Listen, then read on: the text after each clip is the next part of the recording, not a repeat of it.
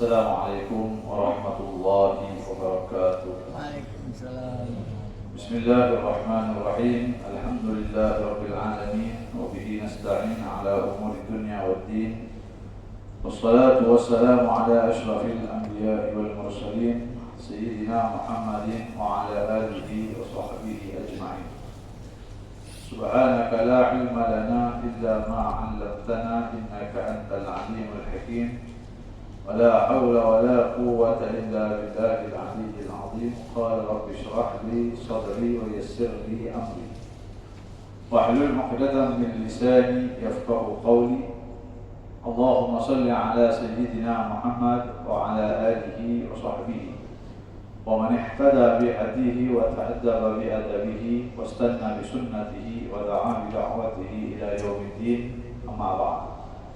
Alhamdulillah, puji dan syukur kita panjatkan kehadrat Allah Subhanahu wa taala dengan limpah kurnia, taufik dan hidayahnya dapat kita menyempurnakan kewajipan kita dalam melaksanakan solat fardu maghrib secara berjemaah. Mudah-mudahan solat yang kita laksanakan itu diterima oleh Allah Subhanahu wa taala. Doa yang kita mohonkan itu didenari dan dikabulkan oleh Allah Subhanahu wa taala. Dan segala amal soleh kita di dunia ini menjadi pemberat timbangan amal kita di mizan, di neraca timbangan Allah Subhanahu wa taala di akhirat kelak insya-Allah. Amin Allahumma amin. Tuan-tuan dan puan muslimin muslimat hadirin yang dirahmati Allah. Malam ini insya-Allah kita akan sambung kuliah kita. Perbahasan berkenaan perkara-perkara rutin harian kita yang terkait dengan sunnah baginda Rasulullah sallallahu alaihi wasallam. Bagaimana yang pernah kita sebutkan tempoh hari dalam kehidupan kita ini, rutin harian kita, aktiviti yang sehari-hari kita buat ini, semuanya di situ ada sunnah-sunnah Nabi sallallahu alaihi wasallam yang Nabi pernah sebut, yang Nabi pernah tunjukkan caranya, yang Nabi ajarkan bacaannya, kaedah yang terbaik dan sebagainya terangkumi di dalam sunnah Nabi sallallahu alaihi wasallam. Maka rugi kalau kita buat benda yang sama hari-hari, kan rutin harian kita tu tanpa kita niatkan mengikut sunnah Nabi sallallahu alaihi wasallam, ataupun tanpa kita ikut cara yang diajar oleh Nabi sallallahu alaihi wasallam. Satu kerugian besar kepada kita. Sedangkan sesuatu yang ditunjuk ajar oleh Nabi, yang dilakukan oleh Nabi, cara Nabi itu adalah merupakan yang terbaik. Contoh ikutannya yang terbaik dari segala sudut. Itulah model yang terbaik sebagaimana yang dibuat oleh Nabi sallallahu alaihi wasallam. Jadi bila mana kita lakukan sesuatu itu, perlu kita tahu sunnah-sunnah yang terkait dengan perbuatan itu. Contoh nak makan, kita kena tahu bagaimana sunnah makan itu. Nak masuk tandas, kena tahu bagaimana sunnahnya masuk tandas. Nak masuk tidur, nak tidur, kena tahu bagaimana sunnahnya ketika dah tidur. Bila kita tahu, maka kita boleh ikut sebagaimana sunnah Nabi sallallahu alaihi wasallam. Semua itu telah diajar oleh Nabi sallallahu alaihi wasallam. Tak ada satu pun yang tertinggal ataupun terkurang. Okay, jadi tempoh hari kita baca adab ataupun bab yang ke-14, iaitu sunnah ataupun adab ketika memotong kuku. Potong kuku pun merupakan rutin kita. Walaupun tak hari-hari potong kuku, paling tidak seminggu sekali kita potong kuku. Jadi dalam memotong kuku itu ada sunnah-sunnah Nabi sallallahu alaihi wasallam. Jadi kalau kita dah tahu, maka boleh kita amalkan setiap kali kita potong kuku. Jadi dia bukan sebagai satu rutin, tapi dapat juga pahala. Pahala sunnah lah. Setiap kali kita ikut, niat untuk ikut sunnah Nabi sallallahu alaihi wasallam. Jadi dalam bab potong kuku, sebahagian telah kita baca kat tempoh hari, kita akan ulang sikit sebagai peringatan. Itu antara adab-adab ketika hendak memotong kuku, dahulukan memotong kuku tangan berbanding dengan kuku kaki. Jadi kalau nak potong kuku, selesaikan tangan dulu, baru potong kaki. Jangan terbalik. Kalau terbalik, tak ikut sunnah. Itu yang pertama, yang asas lah. Kemudian mendahulukan memotong yang kanan sebelum memotong yang kiri. Baik tangan ataupun kaki. Ketika nak memotong kuku itu, potong dari jari belah kanan dulu, baru potong jari sebelah kiri. Kaki pun begitu. Ini asas lah. Kemudian yang ketiga, tanam kuku yang telah dipotong. Ini kadang-kadang kita terlepas pandang. Kita punya ketik, kumpul kuku tu kita pun campak dalam longkang. Kita pun campak entah kat mana-mana, tong sampah dan sebagainya. Sunnahnya bila mana kita memotong kuku kita itu hendaklah ditanam. Kerana ada beberapa faedah bila mana tanam tadi itu. Itu yang ketiga. Yang keempat, waktu. Waktu yang utama untuk memotong kuku. Ada hari-hari yang utama kan untuk memotong kuku. Antaranya hari Isnin, hari ini lah, Isnin kan. Khamis dan juga hari Jumaat. Khamis tu lepas asar sehinggalah hari Jumaat pagi pada hari Jumaat. Ini bukan wajib Ini maknanya hari-hari yang ada afdalnya lah, keutamaannya. Dapat pahala sunnahnya. Tapi kalau memang terpaksa potong hari lain, macam mana potong je lah. Cuma tak dapat pahala sunnah pada hari-hari yang disebutkan oleh Nabi SAW. Sabda Nabi SAW, man qallama adfarahu yawmal jum'ati uqiya min su'i ila misliha. Siapa yang memotong kuku pada hari Jumaat, maka dia akan dijauhkan daripada keburukan sampai hari Jumaatnya yang berikutnya. Dalam hadis lain, man qassa adfarahu yawmal jum'ati akhrajallahu minhu da'a wa adkhala fihi shifaa'a. Siapa yang potong kuku pada hari Jumaat, maka Allah akan keluarkan daripada jasadnya penyakit-penyakit dan dimasukkan ke dalam dirinya syifa, kesembuhan. Ini antara hadis yang menunjukkan keutamaan memotong kuku pada hari tersebut. Kenapa?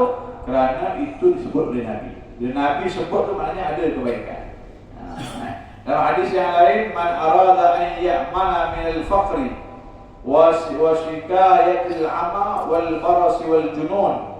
Siapa yang ingin terselamat, terpelihara daripada kemiskinan, musibah, buta, ataupun baras, sopak, junun, gila, penyakit-penyakit ni falyuqallim adfara'a yawmal khamis ba'da al-'asr.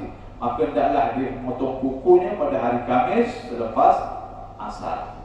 Jadi hari-hari yang disebutkan ni Isnin, Khamis lepas asar dan juga Jumaat pagi.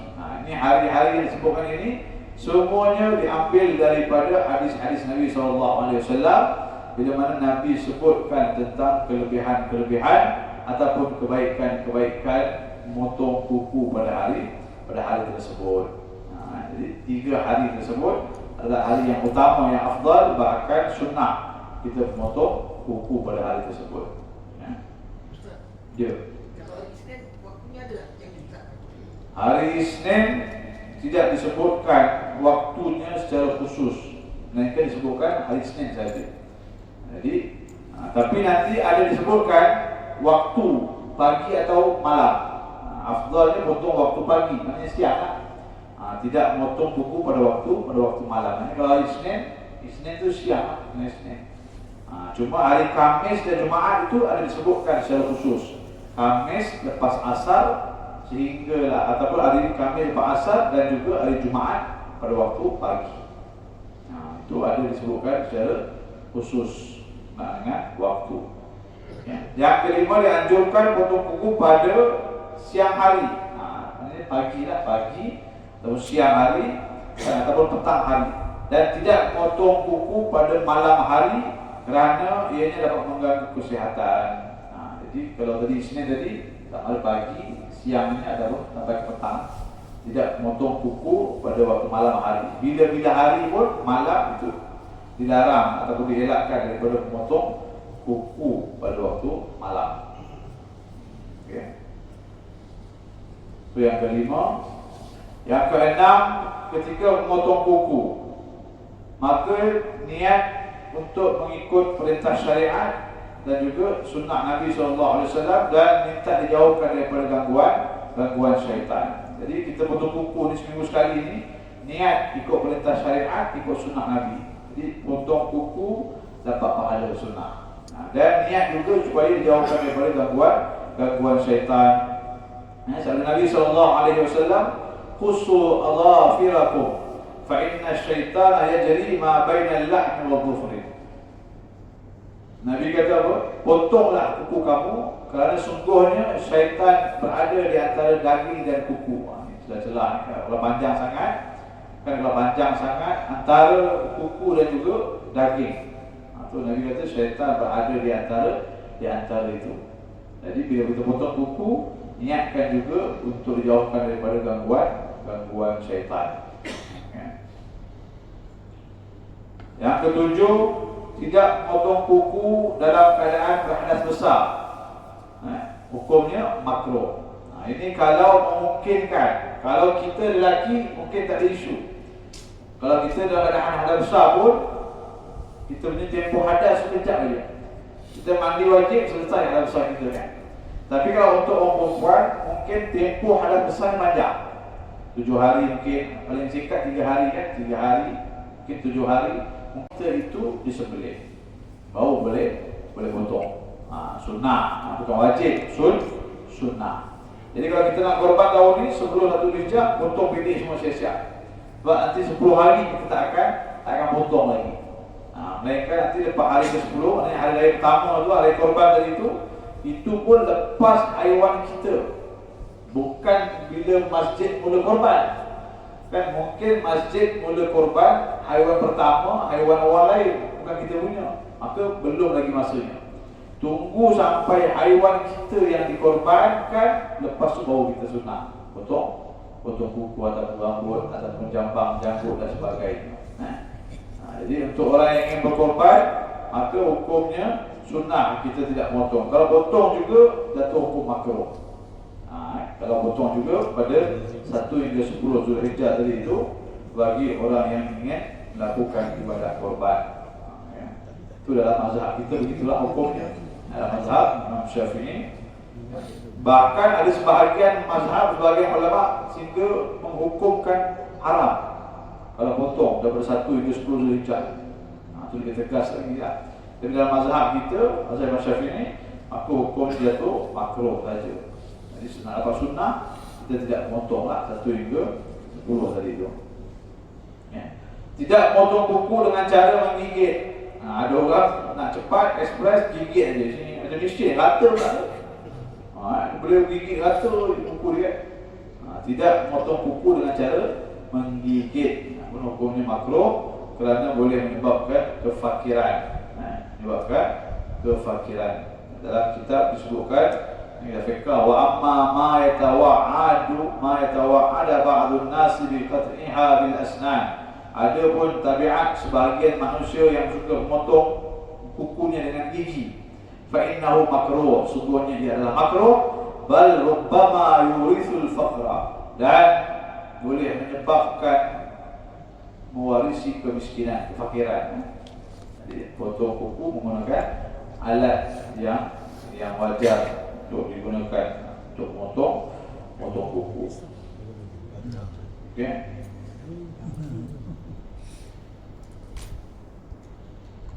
Beberapa hukum terkait dengan potong kuku. Yang pertama, wajib. Bila jadi wajib potong kuku? Jika terdapat kotoran di kuku kita yang boleh mencegah air kena pada anggota itu ketika wudu. Ada kotoran-kotoran contohnya yang memang menghalang air sampai. Contoh kita cat rumah kan, cat rumah banyak melekat cat kat bahagian kuku ni. Kalau ambil wudu ni tak kena air. Sebab apa? Terhalang oleh cat ataupun kotoran atau apa saja. Jadi waktu tu wajib potong. Walaupun belum tiba harinya, potong aja. Sebab tu hukumnya wajib ketika itu kita untuk potong. Ini berdasarkan hadis Nabi SAW. Dan sebagaimana bukan hadis Nabi, berdasarkan daripada apa yang disebutkan. Itulah hadis Nabi SAW daripada Sayyidina Umar bin Khattab. Kata Sayyidina Umar, seorang lelaki berwudu, sedangkan sebahagian kukunya itu tak kena air. Sebagai kukunya itu tak kena tak kena air sebab ada kotoran atau ada benda-benda yang menghalang sebagainya. Maka Nabi nampak benda tu. Nabi tengok, tak betul wuduk ni, air tak kena ni, celah-celah kuku sebagainya. Maka Nabi perintahkan dia, irja, ulang balik wuduk, fa ahsin wudu'aka, dan perbaikilah wuduk kamu. Jadi dalam keadaan macam tu, kalau menghalang air sampai, maka wajib potong kuku tadi tu. Yang kedua, hukum sunnah. Bila jadi sunnah? Jika kuku sudah panjang. Biasalah, bila dah panjang, tiba berhari-hari tadi tu, hari-hari sunnah tadi tu, maka sunnah untuk kita potong kuku. Makruh, tadi tu 1 Zulhijjah hingga 10 Zulhijjah. Tu tempoh makruh kalau kita potong kuku. Bagi orang yang ingin berkorban, kalau orang tu tidak niat korban, maka tidak mengapa. Itu hukumnya makruh. Yang keempat, haram. Bila haram potong kuku? Ketika dalam ihram, haji ataupun ihram umrah. Jadi ketika itu hukumnya haram potong kuku sebelum kita tahallul lah. Itu beberapa hukum, perincian hukum berkenaan dengan potong kuku. Kemudian turutan. Turutan dalam potong kuku. Ini sebagaimana yang dianjurkan oleh Imam Ghazali. Dalam kitab Ihya Ulumuddin beliau ada beberapa kaedah yang dianjurkan oleh Imam Ghazali, ada juga yang turutan yang dianjurkan oleh Imam Nawawi. Mana satu turutan untuk kita memotong kuku? Jadi kita banyak anjuran-anjuran. Jadi tengok mana yang mudah kita buat ataupun dah memang biasa kita buat.